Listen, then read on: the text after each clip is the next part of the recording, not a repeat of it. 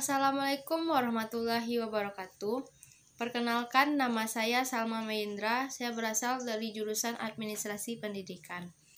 Nah, pada kesempatan kali ini, saya ingin menyampaikan materi tentang prinsip dan hambatan-hambatan komunikasi. Nah, sebelum saya menyampaikan materi ini, saya berharap teman-teman semua yang ada di rumah selalu dalam keadaan sehat dan selalu berada dalam lindungan Allah Subhanahu wa Ta'ala. Nah, baiklah, pada materi sebelumnya kita telah menyampaikan tentang konsep dasar komunikasi organisasi. Nah, pada kesempatan kali ini saya akan menyampaikan materi tentang prinsip dan hambatan komunikasi organisasi. Nah, jika hambatan-hambatan dalam komunikasi dibiarkan, maka akan berakibat fatal dan bahkan juga bisa mengakibatkan terjadinya miskomunikasi. Tidak hanya untuk diri sendiri atau personal, bahkan miskomunikasi juga bisa terjadi pada suatu lembaga. Nah, prinsip komunikasi yang pertama adalah yaitu komunikasi adalah suatu proses yang simbolik. Artinya, salah satu kebutuhan kita manusia, siapapun orangnya, adalah kebutuhan untuk simbolisasi atau penggunaan lambang. Nah, komunikasi tidak menggunakan kalimat-kalimat panjang atau kata-kata yang panjang, tetapi cukup dengan berupa simbolisasi atau simbol-simbol. Dan itu sudah mengindikasikan, menginformasikan, dan mengkomunikasikan kepada orang yang melihat bahwa ada sesuatu yang ingin kita sampaikan.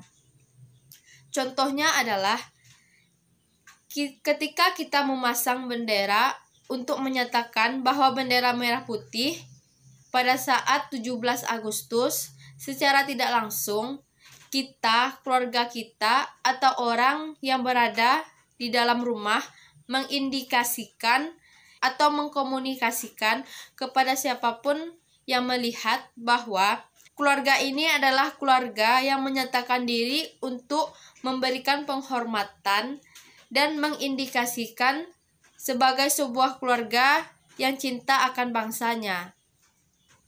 Nah, prinsip komunikasi organisasi yang kedua adalah bahwa setiap perilaku yang kita lakukan yang dilihat oleh orang lain itu punya potensi komunikasi apapun bentuknya, bahwa setiap perilaku mempunyai potensi komunikasi. We cannot not communicate it.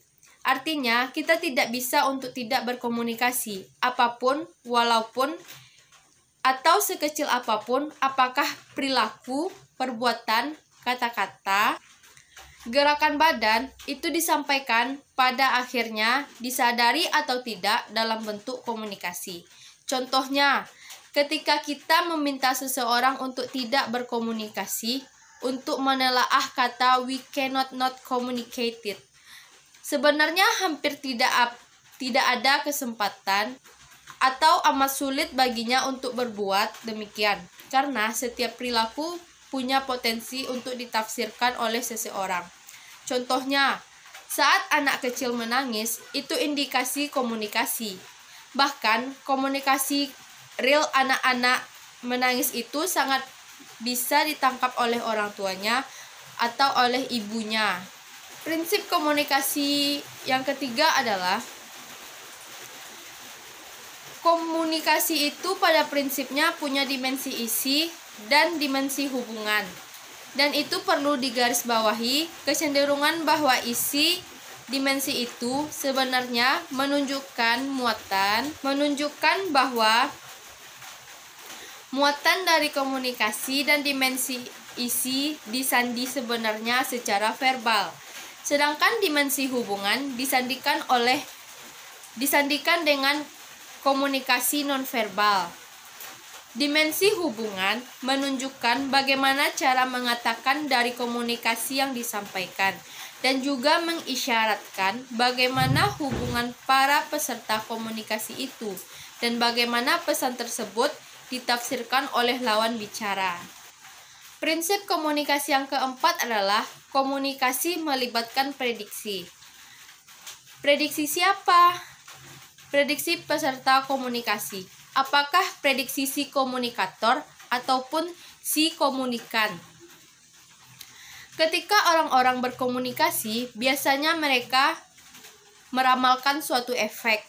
Ada indikasi, kita mencoba mencerna kemungkinan-kemungkinan efek yang akan terjadi pada perilaku komunikasi di antara mereka berdua, dan dengan kata lain komunikasi diatur atau diikat oleh aturan-aturan dan tata krama. Orang-orang kadang memilih strategi untuk berdasarkan ketika berkomunikasi, berdasarkan bagaimana orang menerima pesan itu akan merespon. Misalnya ketika kita berbicara kepada orang yang lebih besar daripada kita, kepada orang yang sebaya dengan kita, dan kepada orang yang lebih kecil daripada kita, pasti terlintas di pikiran kita bahwa bagaimana cara kita untuk berkata sopan, bagaimana cara kita mengeluarkan kata-kata yang sesopan mungkin untuk berbicara kepada orang yang lebih tua daripada kita. Nah, dan juga terfikir oleh kita bagaimana cara kita berbicara kepada orang yang sebaya dengan kita dan kepada orang yang lebih kecil daripada kita. Pasti semua itu telah diprediksi oleh otak kita.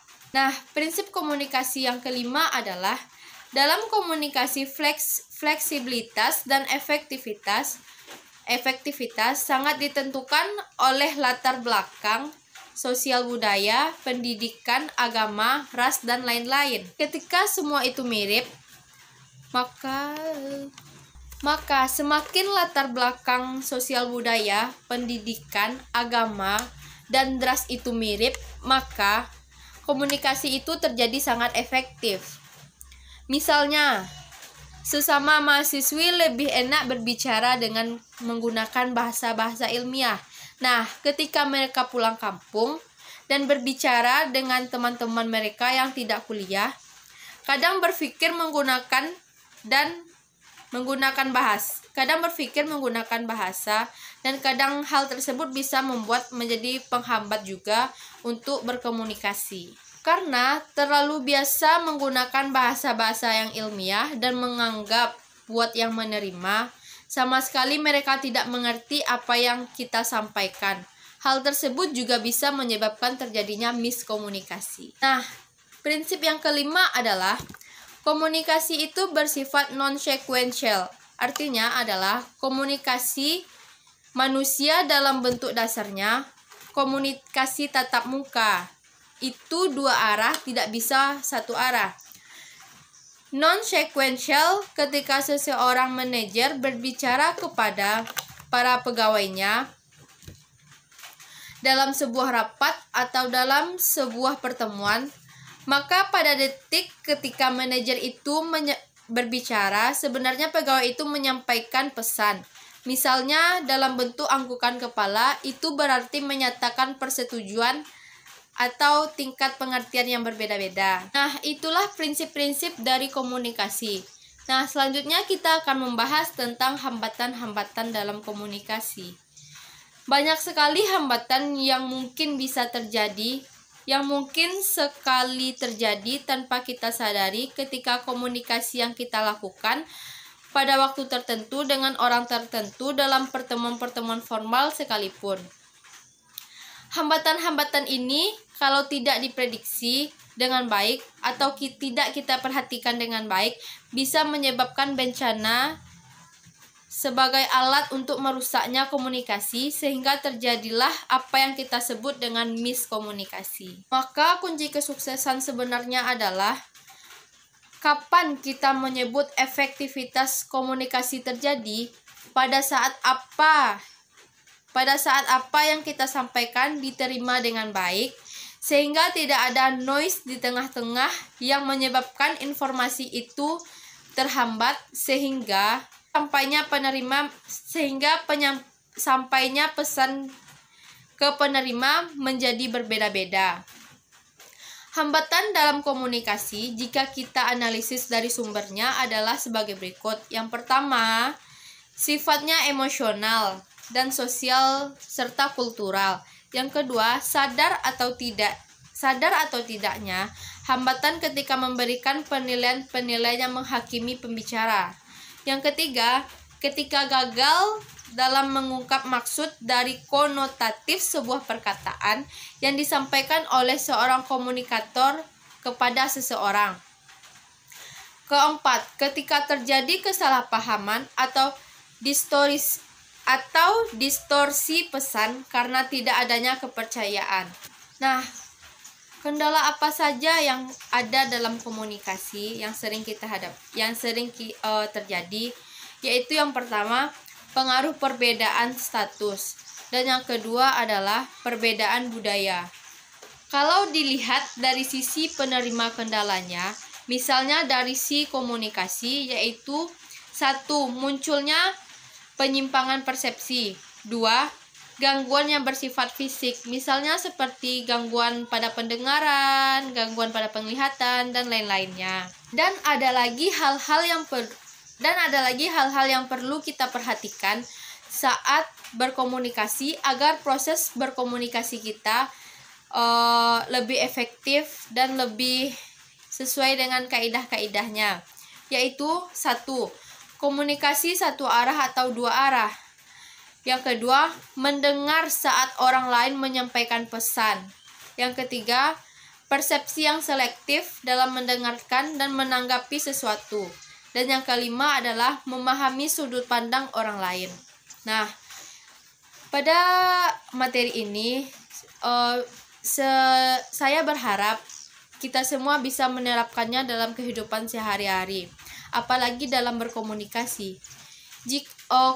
Hambatan komunikasi bisa saja terjadi tanpa kita sadari dan bisa juga mengakibatkan terjadinya miskomunikasi. Untuk itu kita perlu menyeleksi kata-kata agar terhindar dari yang namanya miskomunikasi atau perbedaan persepsi yang bisa menyebabkan kesalahpahaman. Dalam komunikasi, hambatan komunikasi memang sering terjadi. Nah, untuk itu kita perlu untuk mengkaji lebih dalam lagi bagaimana cara kita supaya terhindar dari yang namanya miskomunikasi. Kita harus selektif dalam memilih kata-kata dan sebaiknya dalam berkomunikasi lebih efektif rasanya kalau kita bertatap muka.